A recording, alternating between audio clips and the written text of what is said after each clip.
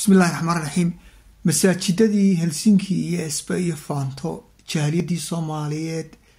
jaaliyad Soomaaliyeed lama jirtaa Helsinki miyay Finland miyay leedahay may xagay ka dhaceen codkoodi may dadka inay ururiyaan weey dadka waa inay u sharaxaan sida mudaharaadka looga qayb galo asliibta mudaharaadka diiniyan ahaan iyo sida codkaaga loo dhiibto si aad uga soo horjeedo kumaadka qasa ka dhacay wadanka Falastiin mas'uuliyadii meeday hogaamintii meeday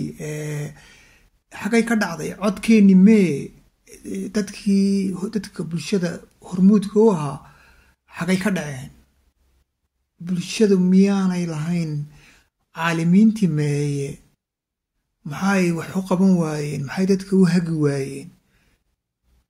maxay dadka u digi waayeen marxaladan aynu ku jirnay oo dhan waayeen habeenkii bixina idinkoo ay muhiim tahay mooyee